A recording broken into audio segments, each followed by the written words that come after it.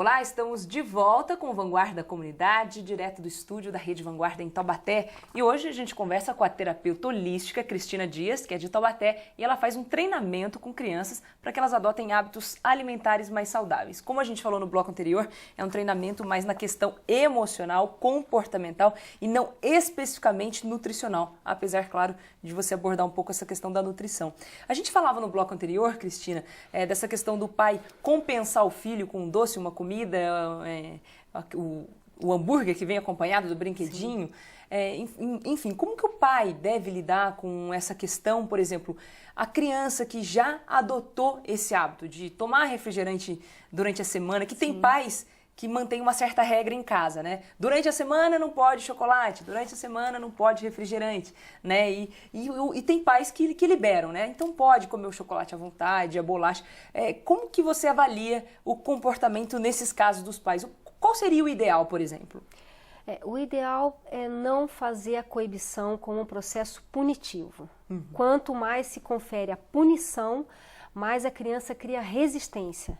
Então, colocar o limite, como você mesmo colocou, é muito sadio, né? Olha, você pode ganhar quando você for tal dia ou desse jeito. Agora, para essas crianças que não têm mais esse fator coibitivo, que são crianças que comem todos os dias, sem limite, você tem que trazer de uma forma muito carinhosa, muito amorosa. Então, o que você pode fazer? No exemplo do refrigerante, colocar os sucos naturais.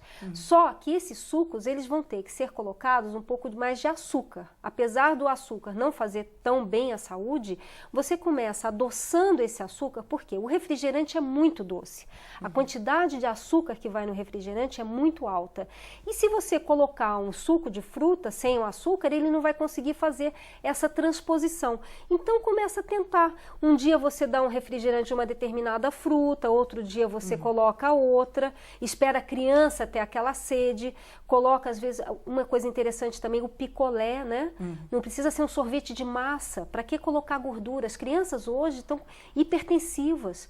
Crianças com 7 anos de idade com hipertensão, pressão alta, crianças com diabetes. E aí, como eu comentei com você anteriormente, a questão do quiabo, daquele programa do Globo Repórter, muito bem colocado, por sinal, foi uma matéria realmente brilhante, né? Que era sobre até diabetes. Naquela ocasião era com uma criancinha, uma menina, né? Sim, foi colocada a criança com quadro de diabetes, então teve toda uma abordagem mostrando os cientistas, mostrando os nutricionistas, né, como que fazia o tratamento até do plantio, e aí uma pessoa realmente manipulando o alimento foi na casa da família. Na hora de servir para a criança, até o repórter fez uma menção, essa é a parte difícil. E realmente, essa é a parte difícil. E a criança não comeu diante da câmera ali, eu lembro dessa reportagem. Eu até gostaria de saber se depois ela se comeu. Depois ela comeu. Então, mas essa é a parte difícil, como você fala, e é isso que você trabalha no treinamento? Sim. É a criança comer por vontade, sem ser por obrigação, porque o pai está impondo, a mãe está impondo, é isso? E como fazer isso? Porque você veja, tem toda uma equipe antes disso, né? Tem uma pessoa que estudou o plantio, tem uma pessoa que trabalhou na semente, tem outro que arou, tem um nutricionista que indicou, tem a pessoa que deu o sabor, que são os chefes, mas a criança não come. Então, o que acontece? Esse bloqueio, ele tem que ser trabalhado. Essa parte, especificamente, é uma questão muito difícil, às vezes, para os pais trabalharem, porque a criança, na própria escola, ela já está habituada a comer o salgadinho, né? Olha a lancheira das crianças hoje em dia. É o chocolate, é o salgadinho, e isso, quando eles estão entre eles, vira um motivo de elogio para o outro, olha, de reconhecimento, olha, eu trouxe esse salgadinho, eu trouxe esse chocolate, e a criança que leva o alimento que é natural, ela recebe uma chacota, ela fica rejeitada, então ela fica angustiada, tímida de levar na próxima semana uma alimentação que seja natural. E muitas vezes ela não conta para os pais, e isso realmente vira um processo crítico em muitos casos, né? Porque a criança, na casa dela, ela recebe uma orientação da mãe, do pai, e depois na escola ela recebe uma espécie de resistência por parte dos Ainda colegas. a gente percebe que algumas escolas, infelizmente a maioria, claro, particulares, tem mudado essa questão, proíbe até os alunos de levarem bolacha, doce, até para não ter esse conflito que um levou, o outro, e virar essa chacota, como você mesmo citou. Mas infelizmente até na rede pública a situação a gente ainda não vê assim, mas a gente vê que está caminhando, pelo menos está melhor do que antes, acredito que está melhor do que na minha época, né? Acredito isso. Então assim, mas falando especificamente dessa questão do transformar a criança, né? De fazer a criança mudar de hábito, como? Tem que ser de uma maneira lúdica, agradável, brincando, como conquistar a criança e fazer com que ela realmente consiga mudar? Sim. O que você pode fazer é começar a introduzir a questão da textura para a criança. Fazer com que ela comece a manipular, por exemplo, uma alface. Então, dá para a criança pegar uma alface, olha, você poderia limpar isso aqui para mim? Você poderia pegar esse tomate e limpar ele para mim? Então ela começa no manuseio dela a ter um contato com isso. No final de semana faz um lanche, tá bom, faz um lanche, pega um pãozinho integral, coloca a criança que lavou isso, dá esse reconhecimento, fala, olha que bonito que ficou. Então quando colocar a mesa, a criança vai se sentir o quê? Satisfeita, porque o trabalho que ela fez ali com o alimento, todos vão aproveitar. Então ela vai reconhecer o potencial dela. E ser exemplo também, né? Porque não adianta o pai fazer isso com a criança e depois tá lá no chocolate, servir de exemplo, tomando refrigerante, a criança lá sendo obrigada a tomar o suquinho. Assim também não dá, não é verdade? Não tem jeito, né? Tem que servir de exemplo. Lógico. Falando um pouco dessa questão de vida corrida que você citou. O pai às vezes, no primeiro bloco você falou, o pai às vezes tem uma vida muito corrida, a mãe, então não liga, chega em casa, se tem um refrigerante deixa tomar, não tem uma certa regra em casa.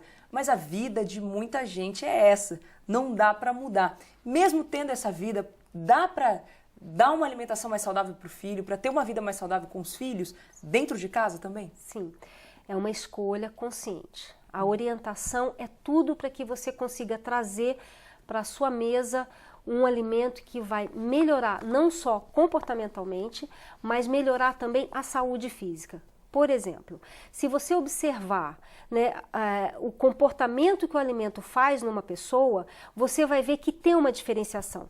É muito simples, eu sempre falo um exemplo.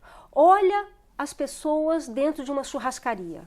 Todas elas apresentam um determinado hábito, um comportamento específico. E vá no restaurante vegetariano e observe esse tipo de público que consome. Então você vai ver que é totalmente diferente. Você vai observar que dentro de uma churrascaria as pessoas são mais yang. E o que é essa energia yang? Isso é um conceito da medicina chinesa, já de 3.000 anos atrás, onde ele falava, o yang é uma pessoa muito calórica, muito vermelha. E você vê, a carne vermelha, ela produz isso na pessoa. Então essas crianças hiperativas, essas crianças muito agitadas, se você der mais carne vermelha para elas, elas vão ficar mais agitadas. E a hiperatividade infantil hoje é um tema muito sério. Você vê que as crianças não conseguem ter concentração, porque essa energia toda, ela sobe. Então quando você introduz um alimento que não é yang para uma criança yang, um alimento yin, no caso, que é o oposto, que está justamente no restaurante vegetariano, ele vai fazer com que essa criança ela se equilibre. Então, por exemplo, o yang, yang, que tipo de alimento? Só para a gente entender. Sim. O yang que estava aqui, que é um alimento à base de carne vermelha e proteínas, o yin são vegetais. Então são o quê? As leguminosas, chuchu, abobrinha, são todos os alimentos que dão acima da terra. E a criança que é o oposto faz o contrário também, como você Faz falou? o contrário. Uma criança oposta seria o quê? Uma criança mais passiva, uma criança mais branquinha, uma criança que a temperatura dela é mais fria. Então essa característica é uma característica yin. Nesse caso, você tem que dar um alimento para essa criança yang. E isso você aumenta a energia dessa criança. Então, você vai ter uma criança mudando não só o hábito alimentar, mas mudando também o comportamento dela. E aí, nesse caso, você começa a equilibrar o emocional dessa criança através do alimento. E isso reflete, por exemplo, além de refletir em casa, reflete na escola, por exemplo? Uma criança que nem você falou, mais tranquila, mais calminha, mais passiva e que come alimentos mais assim, na escola às vezes tem um comportamento assim, tem a questão, por exemplo, de desenvolvimento mesmo na escola, a criança ir bem, às vezes uma alimentação pode melhorar o desenvolvimento de uma criança na escola, por exemplo? Sim, com certeza. Quer ver um exemplo? Se você tiver uma criança muito yang e você começa a dar mais alimento voltado para essa linha, como proteínas, né, leite, ovos, carnes vermelhas, ela começa a subir a energia dela. Ela começa a ter um problema que chama falta de concentração. Então ela não consegue focar naquilo que o professor está ministrando naquele momento. Então, ela fica dispersa, porque é um acúmulo energético na cabeça dela. E aí você vai ver o rendimento dela, as notas dela, é uma nota deficiente.